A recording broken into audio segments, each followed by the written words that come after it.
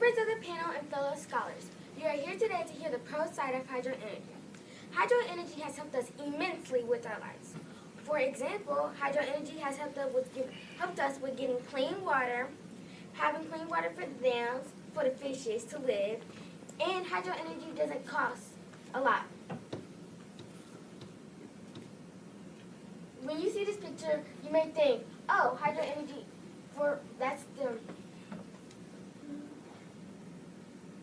you may think it costs too much, but actually it doesn't. This is actually a bigger photo of the water when it's in the dams, but when you actually see it up close, it's not that large. Hydro energy doesn't cost a lot compared to the other types of energy.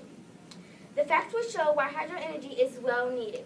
Hydro energy is cheap and easy to get. Hydro turbines helped us create electricity for us to use. Turbines go into them, and the turbines need clean water for it to work to make the electricity. Hydro energy has helped us with the water cycle because when it rains, the water from the rain goes down into the rivers.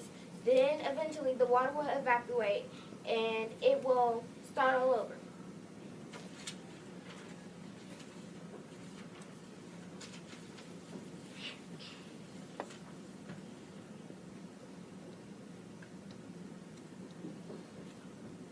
This picture will show the turbines.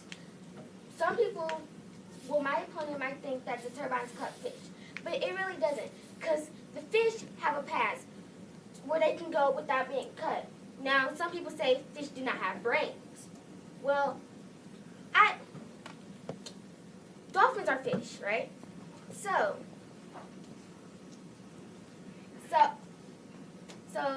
they're actually smarter than us. So the fish still have a way to go without being cut up. It can follow its path to go back without still being able to cut up. Thank you. Members of the panel and fellow peers, today you will learn the truth about a rapidly growing renewable energy source known as hydroelectric energy. The facts and evidence will show you that this renewable energy source has a devastating impact on the marine ecosystem. Hydroelectric energy, a renewable energy source that we can obtain from the motion of water, uses the force of water being released through a dam to spin a turbine which is connected to a generator. The turbine produces kinetic energy and the generator produces electricity. It may sound like a good source of renewable energy, but there's another side to it. Facts will show that hydroelectric energy affects the marine ecosystem by killing fish, blocking off migratory paths, and producing nitrogen. Taylor, my opponent, would say that hydro energy is efficient and cheap, but Taylor's thinking is flawed. And so I will tell you that hydroelectric energy has a negative effect on water ecosystems and should not be used. Our possible future of hydroelectric energy represents the outcome of the marine ecosystem.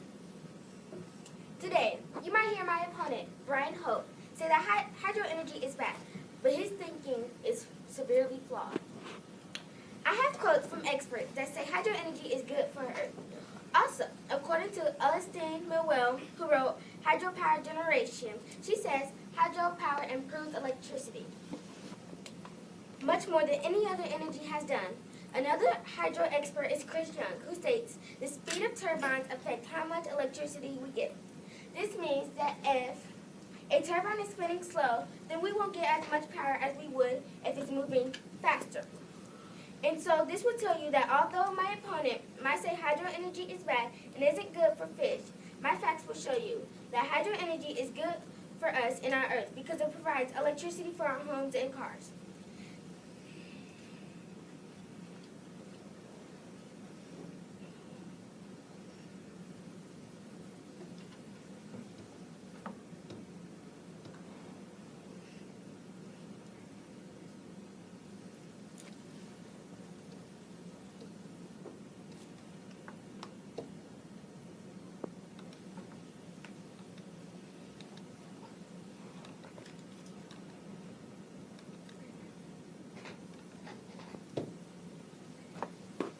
This graph will show you that we use 16.1 renewable energy for hydro. It will also show you that for oil we use 6.7. And for non-renewable waste, we use 0.3. That is energy that we cannot get back. I firmly believe that hydro is very important because hydro is renewable energy, and that is energy we can get back, and it can help us with our everyday life because we need electricity to survive, for lights in our homes, so we can have somewhere to live. Hydroelectric energy kills fish. When the fish come upon the dam, they either stay put, travel against the current, or swim with the current. Swim with a current that is forced through the side of the passage of the hydro plant. The passage is thought to be designed to prevent fish from swimming into a turbine. However, this is not always true. Logic says that we should come up with a way for the dams to not kill the various species of fish passing through. According to the specific state's Marine Fisheries Commission, about 90 to 100 million tons of fish die each year due to their swimming into turbines designed to generate electricity. If hydroelectric energy increases, then the fish population will decrease, causing supply and demand to change and the food cycle for marine life to change. According to the Environmental Protection Agency, they state hydroelectric power plants affect various fish populations in different ways. These populations have been dramatically reduced by the network of large dams. When young salmon travel downstream toward the ocean, they may be killed by turbine blades at hydropower plants.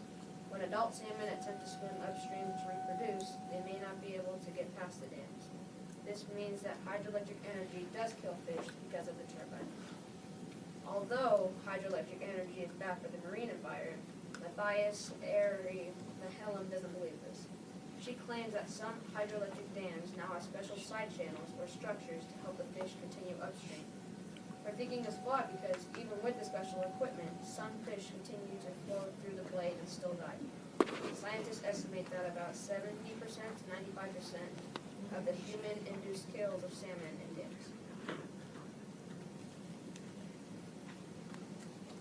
My opponent thinks water turbines kills too many fish, but I believe his thinking is flawed. I believe his thinking is flawed because when engineers put turbines in the dams, fish still have a path where they can go without being cut off.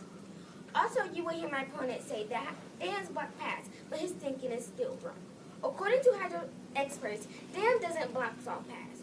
If you think of a beaver, they make dams of wood, but they still have ways to go, so they can get in and out and get their food. Last, my opponent says hydro creates nitrogen, but the facts will show that hydro energy doesn't produce any toxin for plants or animals. This means that hydro energy is good for our earth because it doesn't produce anything harmful to the plants, which we rely on, animals, or our earth, which we live on. Hydro energy affects migratory paths. Dams block off the path for migrating fish, especially salmon. Salmon are the most affected by dams. Their migratory path is affected by dams because when they're migrating, they can't get past the dam. Logic says that dams should be removed, or at least a way for the fish to survive. And there is a way for the fish to survive, but it doesn't always work. The chart,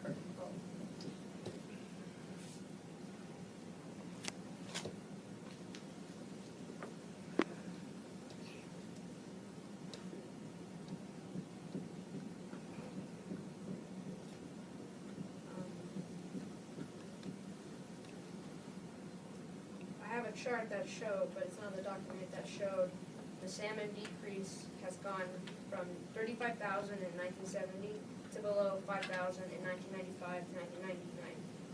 Hydroelectric energy is growing in many of the biggest countries. This means that more fish will be affected by dams.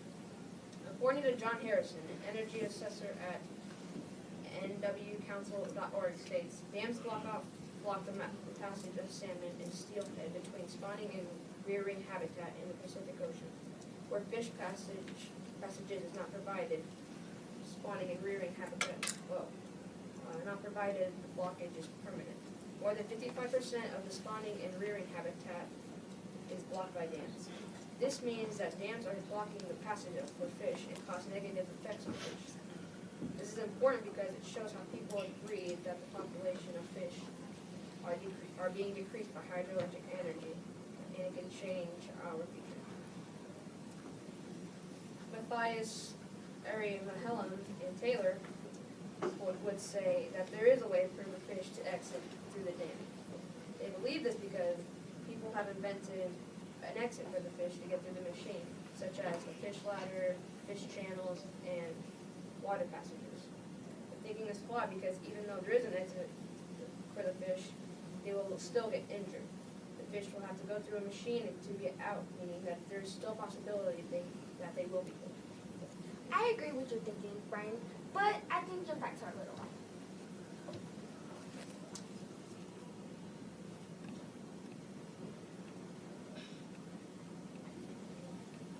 Right. As you can see, you may think that the turbine right here lights off, but they can actually have a way to, if they're small enough, they can actually still have a way to get through and go into the river without being cut up. And they can still dodge their predators with still not being able to be eaten if they just squeeze through. Now you may think, what about the larger fish? Still, the larger fish still have a way to get dodged by the turbine.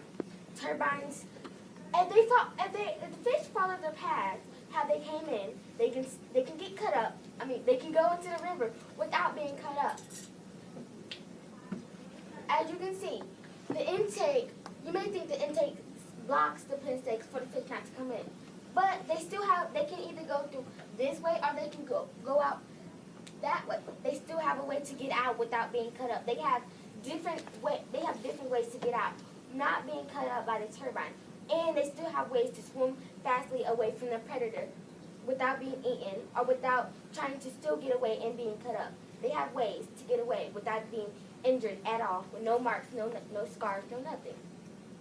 I agree with you, Taylor, but you said that this is an exit, and this is a current. The current brings the water down to the turbine, meaning that whatever is in here, such as water and fish, will be cut up on the turbine. But, like I stated before, they still have a way to get without being cut up by the turbine. Also,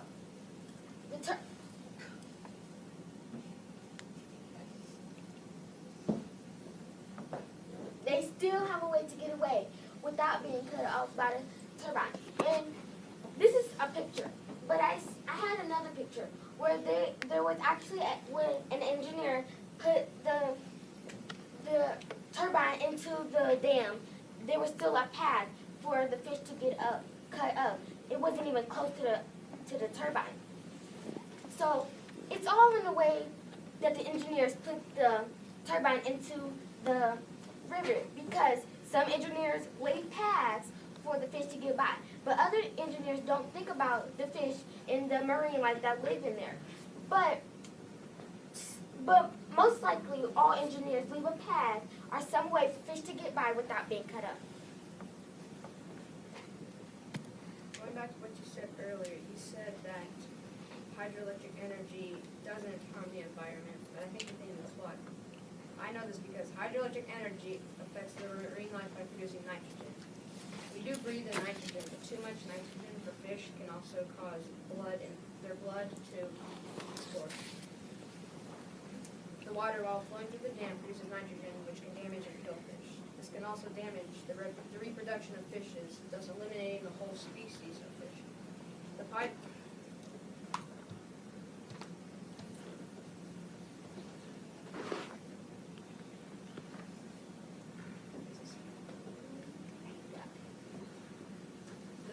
The pie chart represents the increase of hydroelectric energy in some of the biggest countries that use it. The United States,